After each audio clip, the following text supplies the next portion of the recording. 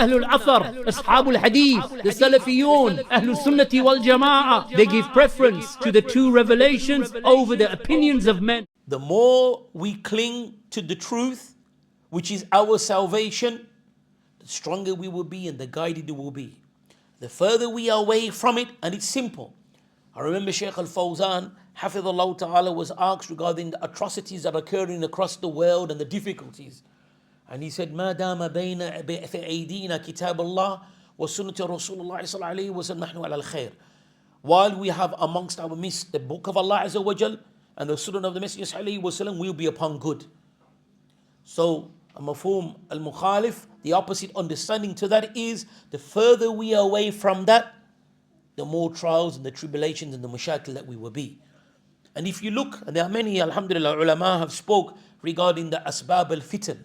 If you look at, there are some, alhamdulillah, khutub and muhadarat that have compiled all of the ahadith that state the asbab and the reasons that if such and such happens, then wait this fitna.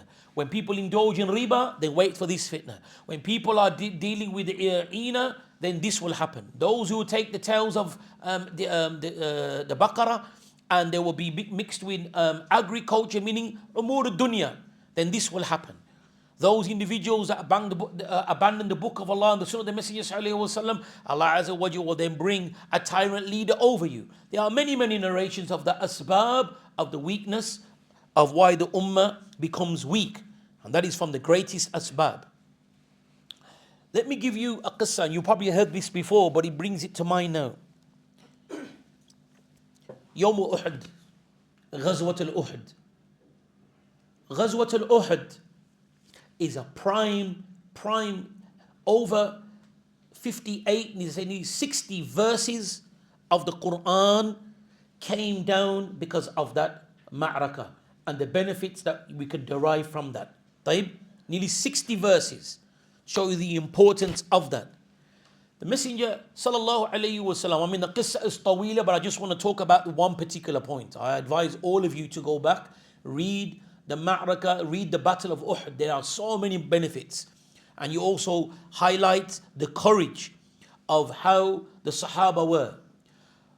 But the shahid is, the Messenger sallallahu alayhi wasallam told the archers, وَضَعُوهُمْ عَلَى جَبَلْ رُمَاء, or is referred to as Jabal Aynain, on the mountain, a smaller mountain where Uhud is behind, and when you face the enemy, it's on your left-hand side.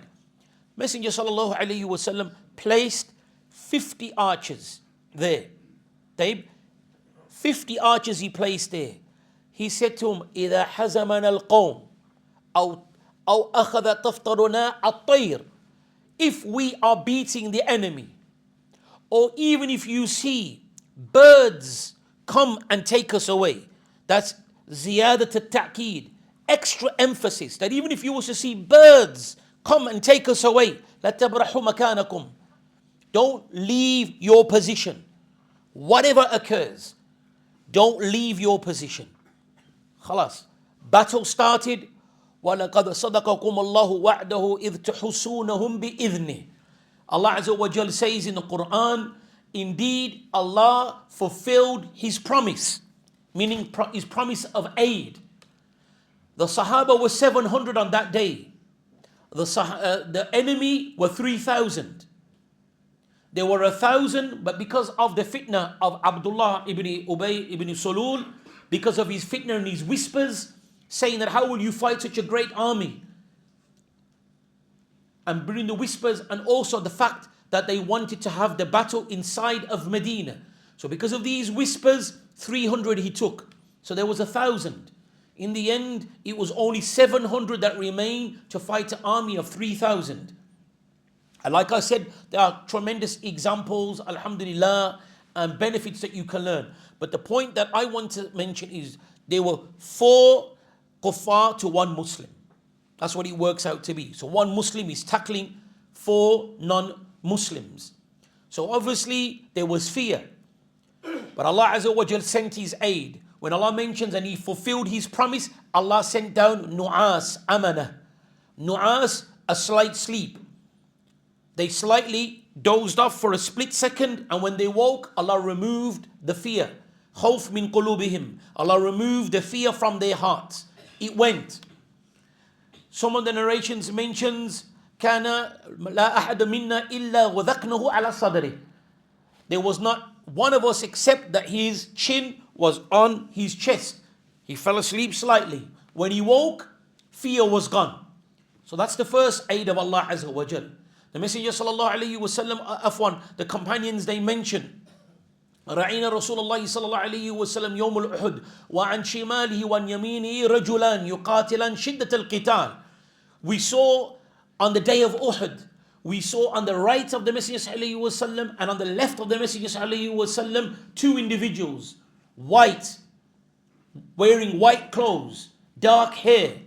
They were fighting shiddat al-qital, fighting fiercely either side, protecting the Messenger sallallahu alaihi wasallam. And the narration in Sahih Muslim is that it was Jibreel wa Mikail. So Allah Azza wa Jal aided with angels. Allah Azza wa Jal then, because they were victorious, winning, the kuffar, they retreated back. When they retreated back, even the women folk, they brought their women. So the women they wouldn't flee the battlefield. This is what it was said for the reason of them coming. Then the women even fled and they went back towards the mountains. At that time, the Sahaba, that was the archers that were on there, they differed.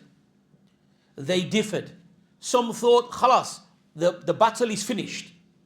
The battle is finished. Some of them said, no, do not leave your position. So when they retreated back, and remember, it's ijtihad from them. It's not an outright, we want to disobey the Messenger sallallahu alayhi wa sallam. وَلَقَدْ صَدَقَكُمُ اللَّهُ وَعْدَهُ إِذْ تُحُسُّونَهُم بِإِذْنِهِ حَتَّى إِذَا فَشِلْتُمْ وَتَنَازَعْتُمْ فِي الْأَمْرِ وَعَسَيْتُمْ.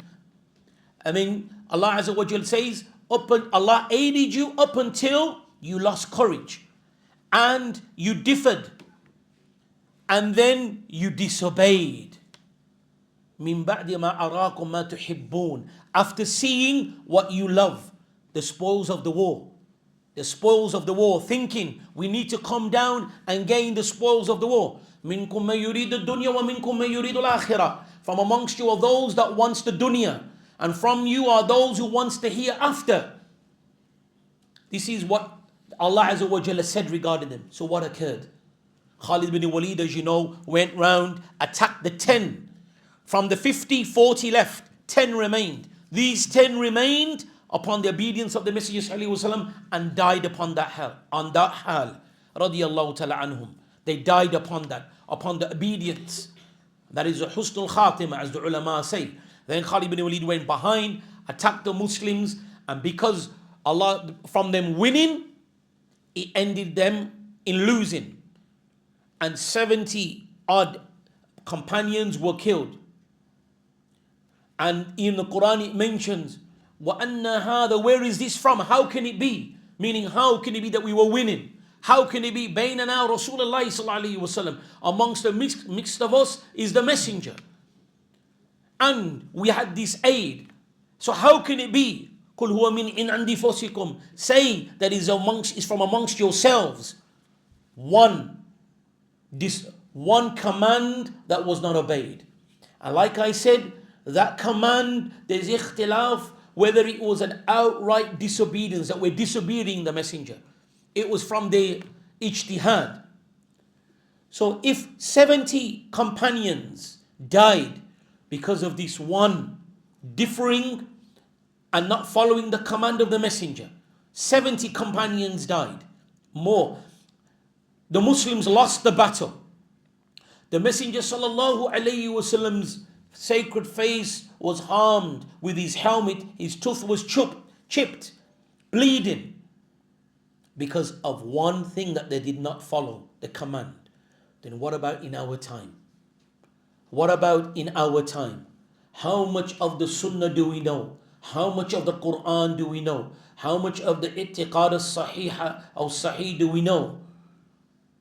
Then we wonder why we are in such a weak state. So that is, alhamdulillah, a general principle. The more we adhere to the way of Allah Azza wa Jal, The more we adhere to the sunnah, the stronger we will be. The more we purify our ranks from any shirk and innovation, and we have Tawheed al-Khalis, and we have the authentic sunnah, and we act upon it, this is where our strength will lie. Just look at the Futuhat al-Sahaba. Look at the conquests of the Sahaba, what they conquered. In literally number. But Allah Azza wa Jal gave them so much izzah. Gave them, Allah Azza wa Jal would place ru'b, would place fear into the heart of the enemy.